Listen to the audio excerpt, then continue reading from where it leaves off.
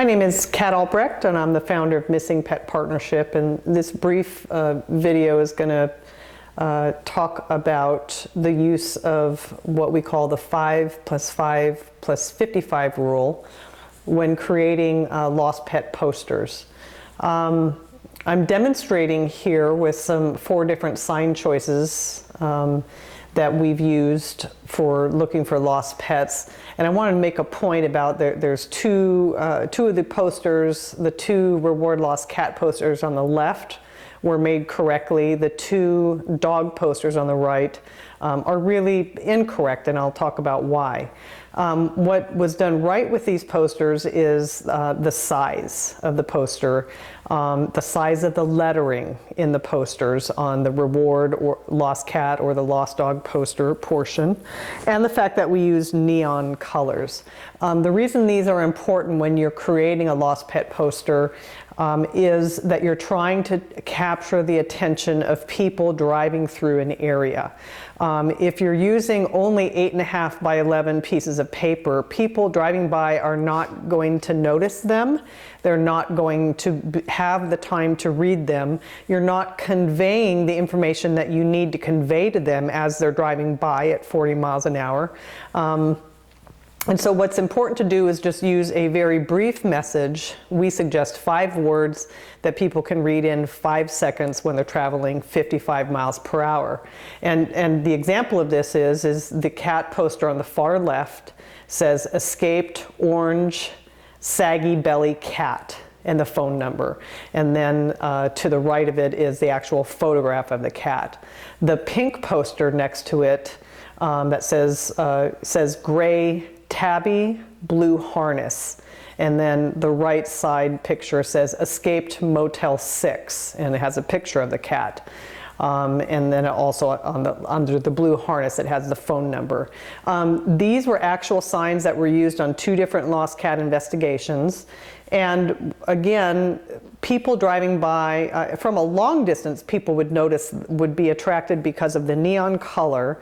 As they would get close enough to the sign, they'd first read the reward lost cat, and then when they became close enough to read the 2 white pieces of paper, they would be able to read gray. They'd know it's a cat. They'd read gray tabby, blue harness, and then maybe they'd have time to read escape Motel 6. But the point that you're trying to do is to convey in a picture, or convey a picture by using words. So like if you had a black poodle with a blue collar, when I say those 4 words, you can picture that in your mind.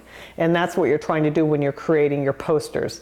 Now, what was incorrect about the 2 posters on the right, you're probably having a difficult time seeing them, and you have to realize this camera is about the distance that a typical car is going to be from a lost pet poster that's on the side of the road, depending on what lane the driver is in and how far. But this would be a typical scenario where the driver is not going to be able to read the information if the font is too small.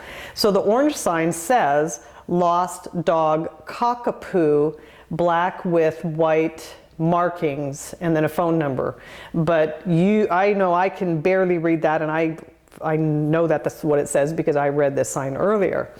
The other green poster has 2 pictures of the dog, and between those pictures is the word Pomeranian, but I doubt that you're able to read that.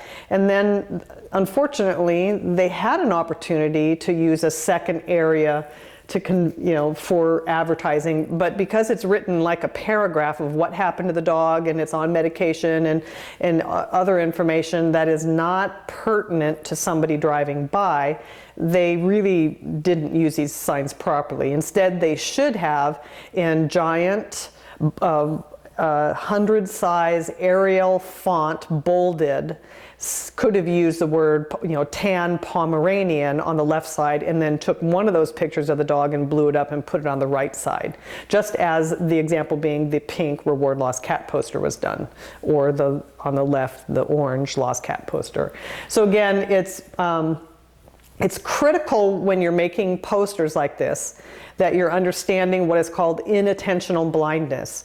Inattentional blindness is, there's actually a book out there by that name, and it's a theory or hypothesis which says that there is no perception without attention, meaning if people are not paying attention to something, they don't perceive it, it's as if it's not even there.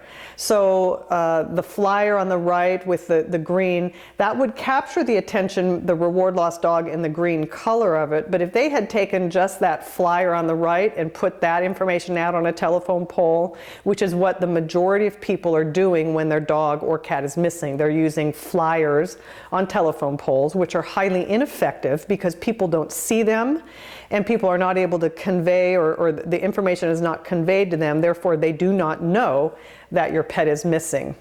And I'm going to go ahead and, I guess, step into the picture here as I'm talking. And so what you're going to want to do is make sure that you can take the flyers that have maybe a small picture of your dog and the lost pet information, that paragraph of information that you want to convey, and put those on flyers. But those are what you're going to hand out to people or put on people's porches, or you're going to post at vets or other bulletin boards. But flyers are for handing out or for bulletin boards. Posters are for capturing the attention of people within an area that your dog or your cat is missing. And there's a strategic way to place these posters as well. But we've had success of a lot of people that have found our website, saw the information, created posters similar to this, and that is what got their animal back home. Many people think that they need a bloodhound or a tracking dog to come look for their lost pet, and that is not true.